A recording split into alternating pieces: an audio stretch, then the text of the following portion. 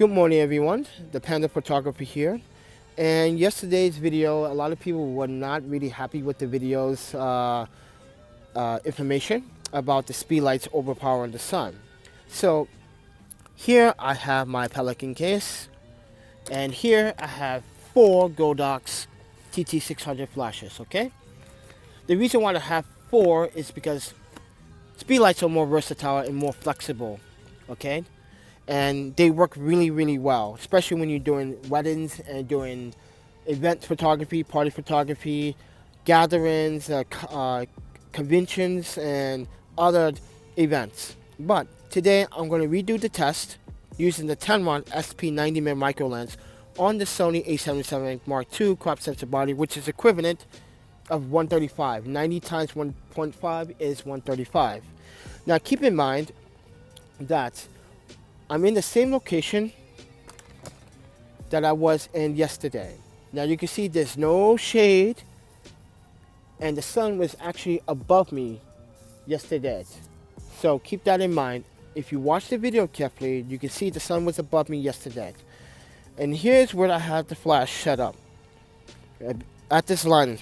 Okay, so just count the steps. 1, 2, 3, 4. That's about 4 feet away from the talent, which is me. Now keep in mind that the Speedlights have a zoom feature on them. And the reason you guys have to pay attention to that is because I set it at 70 to concentrate the light source from the Speedlight onto the talent, which was me. You understand that if I would have that zoom at 35 mil on that Speedlight, that light source would be everywhere and it would not focus on the talent. So I want to cover that important aspect of a Speedlight and the zoom feature on a Speedlight. It's important that you use the Speedlight zoom feature to concentrate all the light onto the talent. And yes, you can overpower the sun with the Speedlight if you were able to follow those easy directions. It is very simple. So keep in mind, I'm going to come out here about 11 o'clock. I'm going to be in this building. I have to contact the consulate today to get my exit out of here because it seems like in the US I'm not getting jobs. So other than that, my trusty Pelican. But yes, so I am going to use the Pateron SP90mm micro lens. I'm going to set up the same one I have set up yesterday. I'm going to wait until the sun is bright and high when the sun is at its highest, which is noon. And you guys are going to see the difference and the quality. Now I'm going to shoot at f2.8. I'm not going to use a polarizer this time because I used the polarizer yesterday because there was a lot of highlights that I didn't want in my skin. It casted like this glare in my skin. It was very unwanted. It's just ugly. Trust me. Not only that, I'm going to actually get really scientific with this second video. But that's going to upset some people that are not really scientific or technology smart about tech and lighting. But I'm going to try to make it as simple as possible. I'm going to come up with a strategy to make it much easier for everyone to understand my methodology and my science behind Speedlights overpowering the sun. Audio Jungle.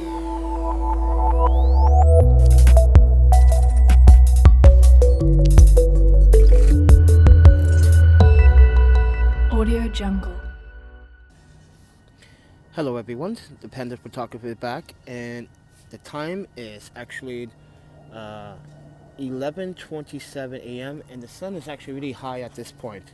So the second test of this is to determine if the TT600s can overpower the sun, because a lot of people really had some concerns that it was misleading. So this time around I'm using a portrait lens or micro lens, the Pateron SP90mm f2.8. I have the trigger, but I don't have it on. And you can see here is my settings, here's my focus point. That should be enough to give nice lighting. I'm about 20 feet away from the talent, which will be me. And I have the flash set up but differently. But key point, make sure that you're paying attention to what I am going to tell you. The main focus here is the zoom function. It's at 85 mil. So instead of it being at 24, 35, 50, because if it's at those mil fixed settings, it's actually going to spread the light everywhere, which will mean there's a lot of fall off on the light. Keep in mind that when it's at 85, it's going to concentrate the light at a certain point, which would be me, the talent. So all the light is going to focus on me entirely. So keep that in mind, ladies and gentlemen. So I am shooting with the micro lens from a distance. I am going to set this on a timer. So if you guys have any questions, let me know. But here's the reality of this. The sun is high right now, and I'm going to be shooting overpowering the sun with just a bare flash. Keep in mind, there's no filter on the flash, just bare. I'm going to shoot at the same settings. I'm going to show you 3 different images, and you guys make the comparison and make the judgment based on that. Other than that, let's get to this test. Hello guys, so before we start looking at these photos, I just want to let you guys be sure, and let's be clear here, scientific wise. I have the flash on the stand here. The zoom is a very important feature on the Speedlight. It's at 85 mil. I'm exactly as I said I was yesterday, 4 feet from the talent, which was me. So, and I have it directly onto me. The reason why the zoom is at 85 mil on the flash is to control the light where it's directionally going, which is the talent. So there's no light spread outside, okay? So I'm about 20 feet away using the Pateron SP90mm micro lens this time, and I want you guys to see some of these images. So this is daylight with sun. This is without flash, raw at 1/4000 at f2.8. This is me with flash at 1/4000 f2.8. And this is without flash at 1/4000 at f2.8. There's a big difference there. You see that? Big difference. You see my shirt? You see my pants? You see where the light is actually concentrated on the talent? There's a big difference. So can the Godox TT600s overpower the sun? Yes. Now if I had a secondary light fill it in as a hair light, oh yeah, this would become a different photograph. But you can see here first, retesting for you guys. I don't have to do this, but I did it because I want to show commitment to this community, but not only the commitment to the community, to help understand that the zoom feature is a very important key here. So the flashes just try to test it again in the same location that they were in. The only difference I did was shot at f4 this time around. I want you to clearly look at the difference between the both images. This is with the sun. This is with the flash. Sun, flash. Pay attention to my shirt and pay attention to the shadows in the background of my head. And pay attention to that pole.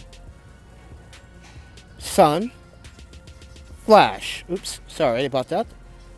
Flash, sun, sun, flash, sun, flash. There's a big difference here, okay? Now, yes, pretend that I had a secondary flash and I wanted to light up my talent. Say if I had one flash up there and a second flash mid-center of my talent. Facing downwards, like that is just facing down on my talent. I assure you that I will definitely light up my subject with just 2 Speedlights. Still not as heavy as a strobe, still space efficient, still, and not only that, weight efficient, and cost efficient. Two of these with a trigger cost me less than $200. Actually, it was $180. So think about you budget portrait photographers, beginners and amateurs. To understand speedlights, you have to master speedlights. Because what happens if you go out, you make a mistake, and you spend all your money on a strobe, but you don't have speedlights, and the client calls you and says, hey, would you want to do my son's birthday party? Do you have any flashes that you can use? You can't use the strobe because it's not versatile. It's not portable enough to walk around an entire party for 6 hours or 8 hours. Even if you had an event, a party, a graduation, speedlights are more flexible and more ideal for any photographer, even for the professional, when there's a shoot involved or a gathering or an event. Keep that in mind. So, can the Godox TT600s overpower the sun? Yes.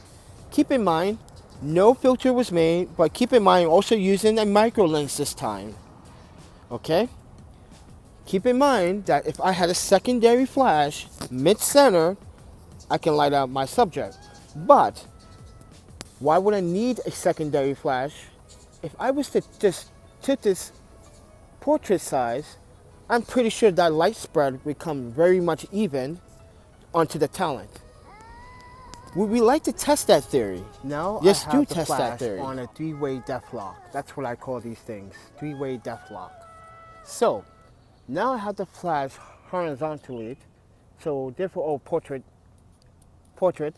So it's gonna give me a nice spread of light onto the talent, which will be me. I'm still at the same location, so just to let you guys know that I'm using that three-way depth lock, and I don't like to use those because that's how the Godox TT600 broke in the first place.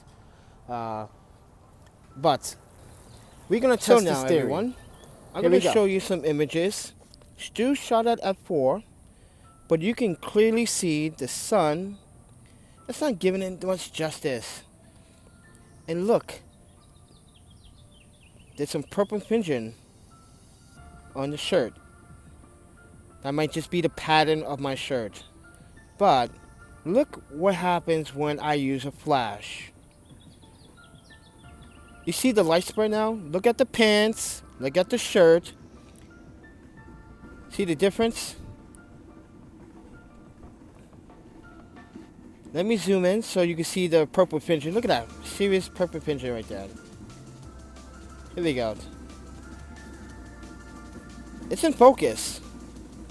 But this is just an example to show you guys that, yes, look at my hand, in focus, jeans, shirt, pants.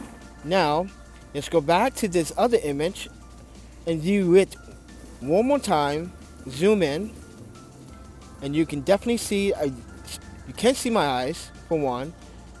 You can see my face barely, just the front of my face.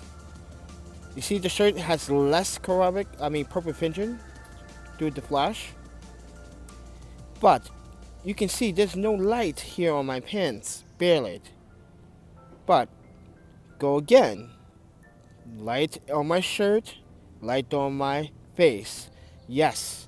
So you can overpower the sun with a speed light. Once again, I'm not going to say this anymore. I don't care what your argument is, okay? I just done a test for you guys in the real world using just one flash. I gave you a scenario case just for you to be aware of that if I was using two flashes, point A and point B, what makes you think I can overpower the sun with two flashes? Because let's be really honest here. Some of you guys are just biased with flashes. You guys don't like flashes. Some of you guys just want strobes because you think it's the professional look. Let me explain this one more time for you guys. You don't need a professional strobe to be a professional. You don't need professional gear to be looking like a professional. And it seems like strobes is like or I want to stand out and look professional because I have a strobe. Speedlights, first of all, are just as good as a strobe. Yes, they're not as strong as strobes, as I said before, but they would give you much good light. So if I was to power that light source down and soften the light, let's just do that. Let's just soften the light. So just shot the photograph with the diffuser on the flash, still in the same spot, but I did notice that the diffuser actually cuts down the power on the talent, which was me. So I'm going to show you that right now. So here's the camera, and here is the photograph. And basically, what happened was that this here is with the flash, and you can see that zoom in. I'm going to zoom in for you guys. Less purple fringing. There's no purple fringing in my eyes this time. It's cut down a lot. So keep that in mind. And you see in my shirt as well. Oops. You can definitely see in my shirt. The purple fringing has cut itself down. Now, he's without a flash. Just zoom in. No purple, less purple fringing, but you can't see my eyes. You cannot see my eyes. So as I said in the beginning of this video, if I had a secondary hair light and trying to overpower the flash, overpower the sun, I'm pretty sure I am going to overpower the sun. If I had a secondary fill light here in front as flash B onto my entire body of my talent, which would be me, I'm pretty sure I can overpower the sun. So keep in mind, can you overpower the sun with speedlight flashes like the Godox TT600s? Yes, you can. As someone that has been playing around with speedlights, that has been shooting since analog days, I am going to tell you once more, just like McNally has said it before and has done it and demonstrated, and other photographers had done overpowering the sun with speedlights. Because just be really honest, most photographers would not dare to shoot at 12:09 in the afternoon when the sun is high in the sky. No way. How many photographers can say they shoot at noon with flash or strobes?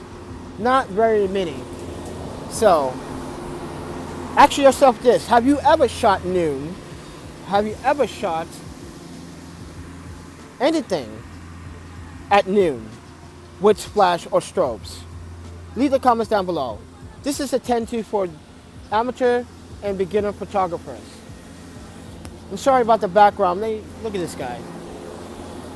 Got to do his job, and he's eating. But if you like the content, please do share. Okay, this is important information. Okay, this is very important information. So keep that in mind. 646studios.com. Go visit my website. I have tutorials on photography, videography. Lighting is very important. Please do support the channel by hitting a sub. And please share the content. And please leave your comments and be friendly and be very supportive. If you have something negative to say, keep it to yourself. Or leave it in the comments. But don't be rude. Honestly, you don't have to be rude. Be polite about it. And say, hey, I do have a problem with the video, and I'm not trying to bash the video, but as a photographer, such a blah, blah, blah, out of respect, that's what you're supposed to reply. Okay? And I'll see you guys in the next one.